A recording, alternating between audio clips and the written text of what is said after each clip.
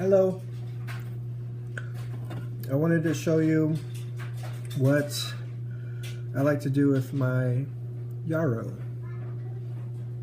There's yarrow, I'm in Northern California, there's a lot of yarrow that grows all around here. This was a gift from a friend, and I planted 3 about 3 years ago, and they're growing great in my backyard. Right after your yarrow plant starts to blossom, that's when I'd say you're ready to harvest the yarrow. Cut it at the very ends on the bottom of the plant near the soil. Take the stem off the plant, collect them like this.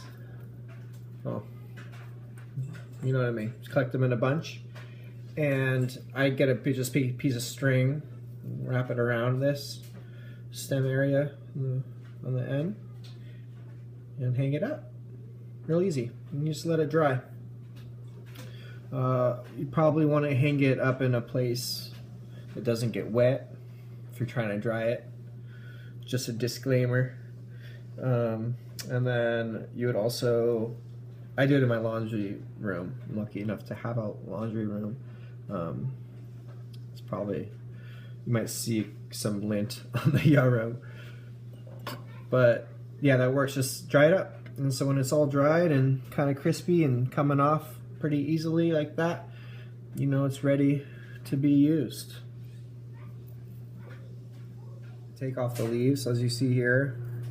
These are pretty crispy. If leaves have thick stems, I like to just take the leaf part off, so you don't have like little sharp pieces in your yarrow mixture. Another thing that's fun with these is, let's see if you can see that. I take the little flowers here. They're very small, pretty yellow flowers. Let's see if we can zoom in. Usually can. Okay, that's them.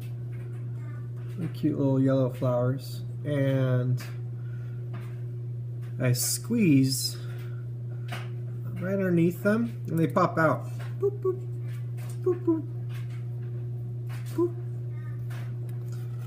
They don't make a poop sound. It's more like a pop, pop. Anyways, so here, that's what I do. And then I don't know if anyone has any idea of what to do with the stems. I just compost them because from my research, I found that the flowers and the leaves are the actual medicinal parts of the plant.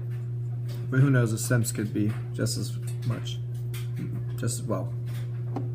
So that's what I do. And I got a bunch of yarrow here. I already had another batch. I have a jar of it. I just put it in a mason jar. When you're done, let's see here. I got a clean, dry mason jar right here, so you can kind of see what it's going to look like in the end. And you're probably wondering, what the hell do you do with this?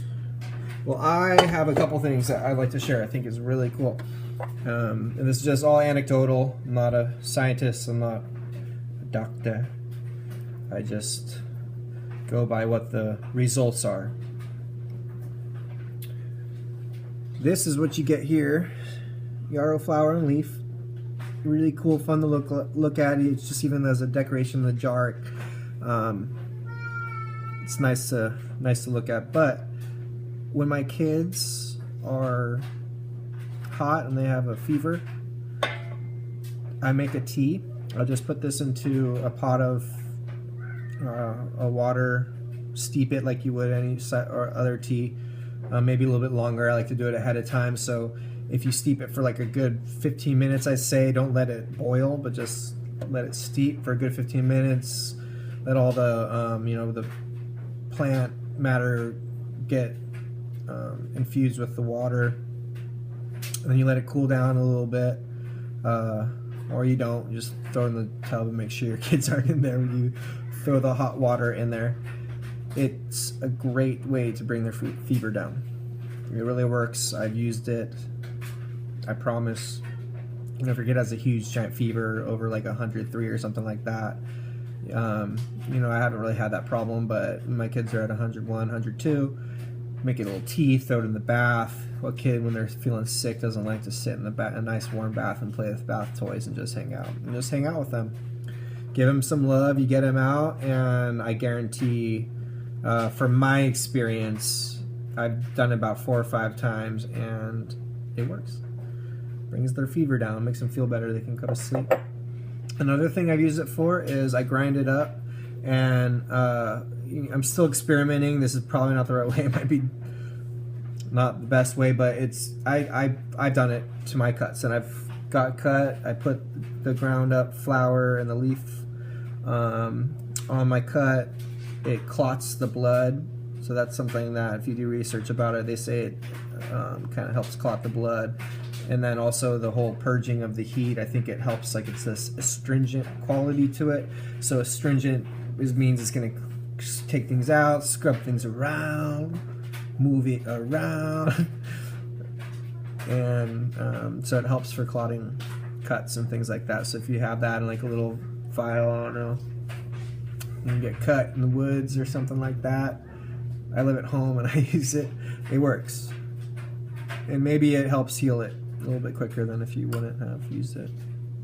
Anyways, yeah, that's what I wanted to share about my experience with yarrow. Here's the flower.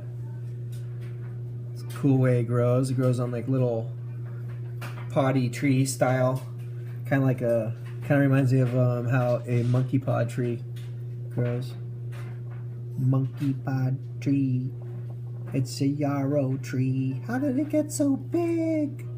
It's huge. I would like to climb that. I'd build a tree house on that little guy and climb it and live in the tree, the yarrow tree.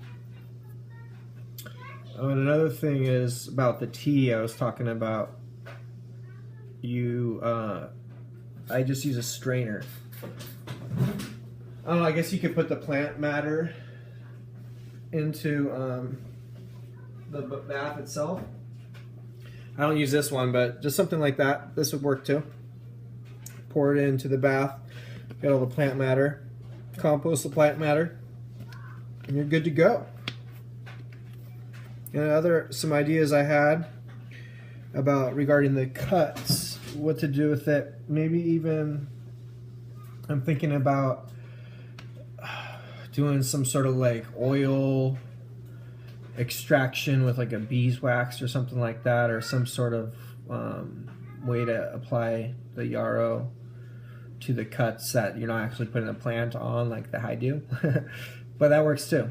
It works, you know, maybe putting the plant right on there and bandaging it up seems to work for me. But you know, they might have like some sort of, I don't know about getting it infected if there's dirt on the yarrow already or what. I don't know. Might not be good. Might be good. So let me know. My kid's talking to me, so I have to. Hold on 1 second, Gus. Okay? I have to say bye. You gonna say bye? Yeah. Say bye. Bye.